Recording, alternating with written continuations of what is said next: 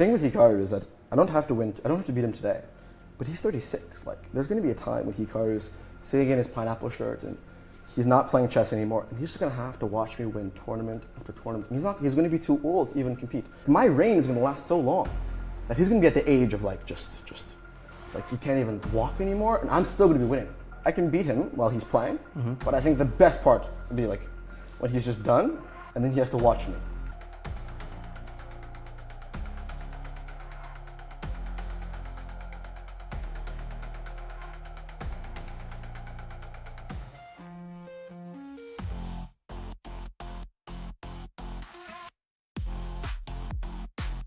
Hikaru is not stopping. He continues to dance.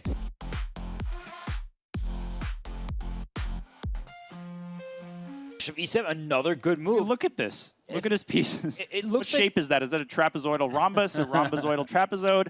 It looks so terrible for black, and yet Hikaru is hanging right in there. He dropped a6 pawn. What does he want after rook takes a6? And he had to play that. I think the other rook coming to d8 is what scared him, because rook g8, there was a mate threat. So at least he wards off the rook. Finally plays f5 a little bit later than I thought he would.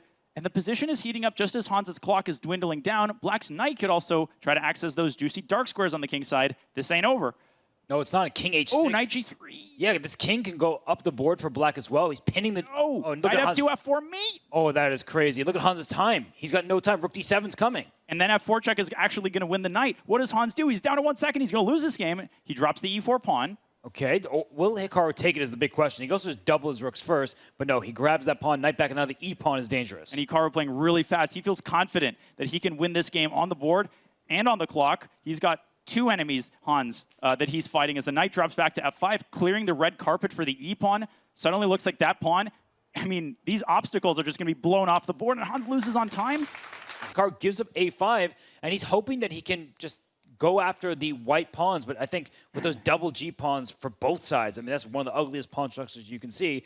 Oh my gosh. In complete control here. And finally, Hikaru gets one of his pawns moving. That knight is just jumping around. And it has had way too much coffee. And is it finally time to push d5? No. He goes back because, king d3, so you're giving up the g3 pawn, but the knight's trapped there. King e3 to f3. Oh my gosh, and Hikaru might have to give up his second pawn to extricate that poor knight. It's not getting out. It's still not going to get out. Knight f1, king e2, knight h2. I think he should try b3. But you can just, oh my gosh. He wants to trade off all the pawns. Great try. I've drawn so many of these positions. You don't know which pawn to stop with which piece, and you end up losing your only pawn. And I'm looking at Hans here. Oh my lands. Oh, here's the g pawn. And this is typical Hikaru. He's going to go g3. White's pieces are going to be tied down to stopping these passers. b3. Oh, my Black's goodness. king sliding in. It's a draw. It's like a split in bowling, right? You just can't get them all. The knight goes to g3. The king goes back to d5. And Oh, he blundered. Oh, no. Is it a win? Oh, look How at do you win? Look at his face. He's really upset. Oh, g1 queen. G1 equals queen. Oh, my gosh. Hans blunders it right back, and he slaps his forehead. That game is a draw. Yeah, now knight d6, c4 drops, and the white king is way too slow going after the h-pawn. I don't know, but Hikaru's kings can kind of look like Ferraris, and... Uh-oh, the king is going after the h-pawn. Look at 12 seconds for black. Knights suck. Oh, my goodness. And he takes it. Is he going to win? He's going to win. He's going to promote with check. Hikaru is going to win this game. Don't go king g7, because that lets the knight access f5. Is Wow. the winning move king g6, Robert? Is it king g5? Let's see. He's calculating. You see, look at him on screen. He is Both hovering. moves win. Both moves are winning. He plays king g6. No. And this is unbelievable. No, but to go for the A pawn when it was clear that the H pawn was falling, that is just a mindless decision by Hans. He's going to lose this game, but you still have to convert this. Knight and pawn versus queen can be tricky, Robert. But in oh, A2, he's allowed. No, A2, queen G8. Okay, so where's king b3? So the king is actually going to hide in enemy territory. And how do you win this now? Well, Hikaru had a chance to put the queen on A2, and that would have completely paralyzed any further chances the black had. Now he can't get the queen A2 anymore.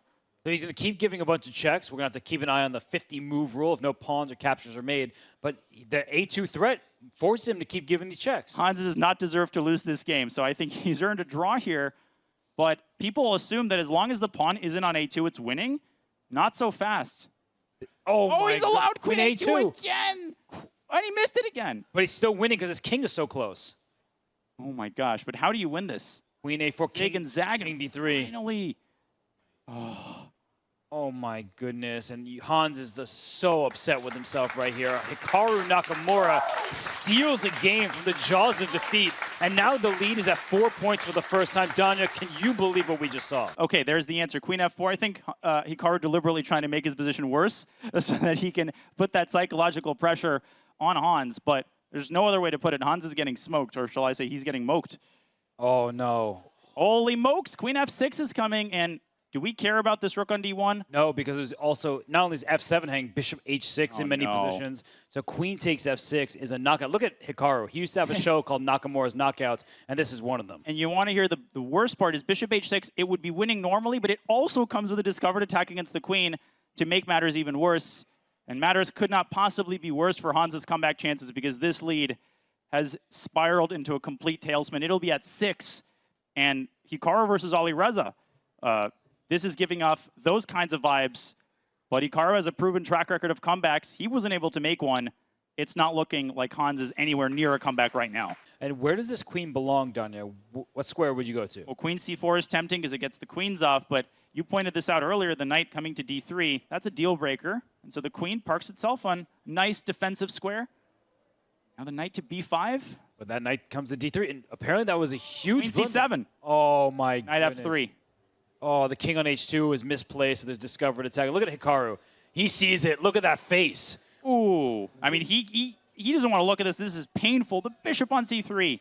Oh my goodness. Wind blowing in his hair. Nothing can stop his sails. Hans has played fantastic so far in the bullet. Where was this earlier in the match? But look at Hikaru. He meets him at the top. d6 can't take it because of knight f5. Is this pawn a strength or a weakness, Robert? Oh, it looks like a strength for now, but I'm going to... Bishop Wow. f7 at the end doesn't actually do anything. So if bishop f7, queen h6, the king just goes back to g8. And knight e7, rook takes e7. Hikaru's pieces in the right place at the right time. Hans, he seemed to be confident. Queen g5, king h8. You don't even have a perpetual. That must be so frustrating. But the rook is coming up. A rook lift going to g3. Queen h7. If rook g3, king h8. And Hikaru finds it so quickly. I mean, ignore anything I showed or said. Just watch Hikaru defend this position up 2 pieces. King f7. I mean, he is walking into the line of fire, but there's a queen trade on offer. And Danya, how do you avoid that queen g5? Oh, no. But you're 2 minor pieces down. Yeah, you can't afford to trade queens here. There's no hope. There's all pawns. There's a lot of pawns, but there's definitely no hope here. Oh, rook c7 is a good try, but everything is defended, and Hans resigns. Another win for Hikaru Nakamura. You could not ask for anything better. There's been so much anticipation going into this weekend, and you almost want the anticipation to continue. It's like that present you've been looking for, and you don't want to unwrap it. But I don't think any of us have regretted what we've seen thus far, and the most entertaining part very likely still ahead. I mean, Hikaru doing things to Black's kingside here that I don't want to speak about. You said entertaining, and suddenly there was a knight sack on g6. The black king went up and back, and Hikaru, he is doing well on the clock. He could take king h2. I mean, that's just such a Hikaru move. He wants rook b1, rook g1. Oh, my gosh. And he's only going to take the pawns on the king side when he's good and ready. You read his mind. I thought he was just sort of, putting his old Russian schoolboy hat on. No, he is putting his, I want to checkmate you in 3 moves. Hikaru, was that a statement win? Well, I mean, the fact is, 3 of the 4 players here are at a certain level. I mean, maybe yesterday didn't go my way, but I think it showed that, that when Hans says all these things, he's just not at the same level. Magnus said yesterday that he said that he thinks Hans is significantly stronger now than he was 2 years ago. What is your perspective on that? I mean, honestly, having played Hans in some Blitz a couple of years ago, I thought he played much better then than he did in the match today, frankly. So I don't know if I agree with that statement in terms of Blitz. In classical chess, it's probably true, but I definitely didn't feel like Hans was playing all that great today. I think at the end of the day, though, I mean, it's very clear that as far as Kramnik's stuff goes, it's complete nonsense. He has a vendetta against chess.com, definitely against myself as well. There's no doubt in my mind about that. Sometimes I get emotional about these things, but I would say that I was thinking like at least one time I was able to play in front of the fans, because most of these Speed Chess Championships I haven't. I mean, I know I did in South Africa years ago, but to have the chance to play in front of the fans at least one time was quite nice. Amazing.